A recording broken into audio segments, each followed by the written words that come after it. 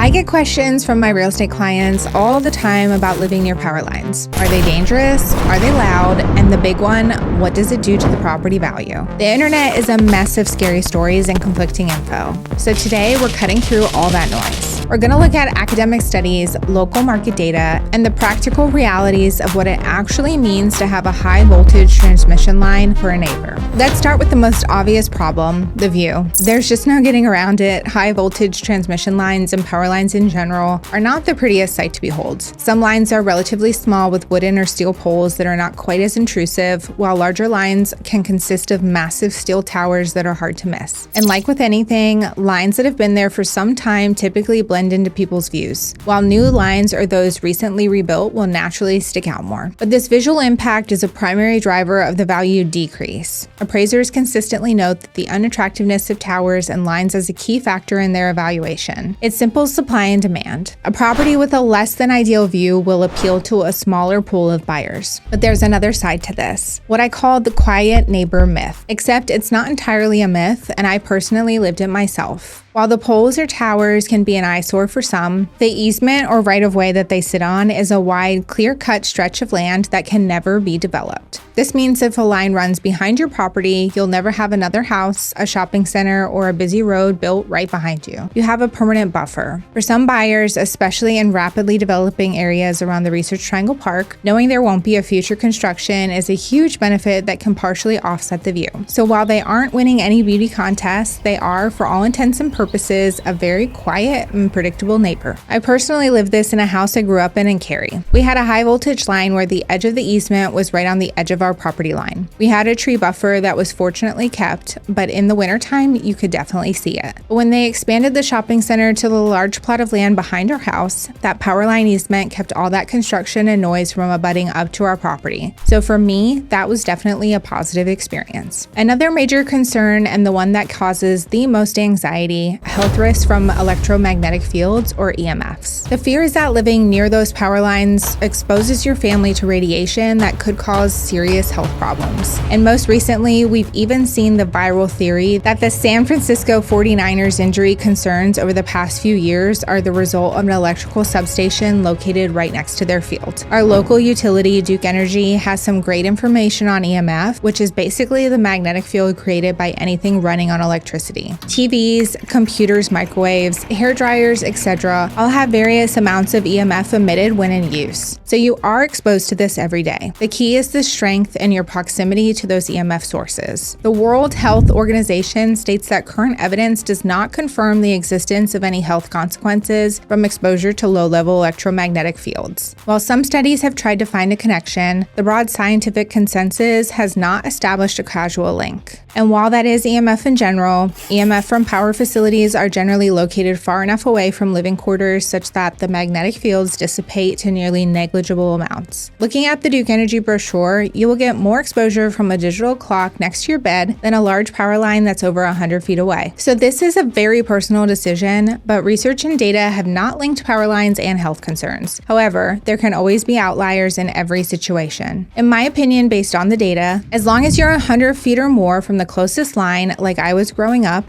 I wouldn't be too concerned. So this brings us to the heart of the matter for most homeowners, the real measurable financial costs. The fears about aesthetic and health, whether perceived or real, translate directly into a lower property value. This isn't just speculation, it's backed by numerous studies. But before we get into it, we have one of the best real estate teams in the Triangle, and we would love to help you find your next home. So please don't hesitate to reach out. Okay, so here's where it gets interesting. A 2018 study in the Journal of Real Estate Research focused on vacant land and found a shocking result. Lots right next to high voltage lines sold for 45% less than comparable lots further away. The study noted that land value is just one piece of the puzzle, and this massive drop would likely translate to a total property value decrease of around 9% for a home. Other studies show a general discount range of 2% to 10% for homes near lines, with some seeing drops up to 30% in certain situations. The impact is most significant within the first 200 feet and typically disappears at further distances. So what does this mean for you here in the Triangle? Let's take a medium-priced home in Wake County. A 9% reduction could easily mean a loss of $35,000 to $45,000. For properties with a direct view of a tower, that hit could be even higher. These homes also tend to stay on the market longer because the pool of willing buyers is smaller. However, the strength of the local market plays a huge role. In a red-hot seller's market, which we've often seen around here, the impact is lessened. When buyers are desperate, they're more willing to overlook negatives. But in a balanced buyer's market, these homes get much harder to sell, and the discount becomes more obvious. Remember though, you buy the discount, but you also have to sell the discount. That bargain you get on the front end will still be there as a liability when it's your turn to sell. So make sure your purchase of a home next to a power line accounts for the discount. Don't trust the Zillow estimates alone. Now, there are cases when you buy a property and then the power company comes along and wants to put a line in or near your property. In those cases with high voltage lines, if the easement is located on your property, you will be compensated for the loss in property value. This is typically the case for larger plots of land, as there are strict rules on where lines can and can't be constructed, and that typically rules out direct impact to neighborhoods. But here's where you can get impacted. Lines can be built behind neighborhoods such that the easements can run right up to your property line, but not onto it. In this case, you may be negatively impacted from a property value standpoint, but not compensated as the line is not on your property. This can also be the case for electrical substations. So how do you protect against that? Be very diligent when purchasing a home as to who owns the land around you and what it consists of. I've seen situations where the power company already owns a large plot of land behind a neighborhood and is just waiting until power demand grows to build lines in a substation. If it's not a power company, who owns it? If it's a non-developed space, could you see a path where a power line could one day cross through the area? Or are there elevation or environmental factors that could prohibit that? There won't always be a 100% answer, but there are no doubt a variety of ways to protect yourself against something like this happening. So you found a house that you love, but it's near power lines. What do? Panic is not a strategy. Information is. And here is your practical checklist. First, get a survey and check the maps. A survey is essential to identify any easements on your property. Use the Wake or Durham County GIS websites to see who owns adjacent undeveloped land. Second, understand disclosure laws. In North Carolina, a seller must disclose any material facts about the property, and anything that could influence a buyer's decision is considered material. While a seller can choose no representation on the disclosure form, your real estate agent has a duty to disclose any material facts they know or reasonably should know, and proximity to power lines often falls into that category. Third, quantify the discount. Don't just guess. Look at comparable sales. How did the price per square foot of other homes near the same lines compare to similar homes farther away? An experienced local agent can run this analysis for you. This data will tell you if the seller's price already accounts for the power lines. You're buying a permanent negative feature. You should be compensated for it in the price. Finally, consider your own tolerance. If the view doesn't bother you and you're comfortable with the science on health, the financial discount might make the property a great deal. But you have to go in with your eyes wide open, knowing that when you do sell, you will face the same objections from future buyers. So in summary, this is a very personal decision and one that many people are split on. I've personally lived next to one growing up and never had any complaints, but I can understand where certain situations have created negative experiences. We have other videos breaking down power lines and electrical substations in more detail, along with the pros and cons of living near a nuclear power plant. And if you're interested in homes in the greater Raleigh area, please don't hesitate to reach out. Thank you for watching.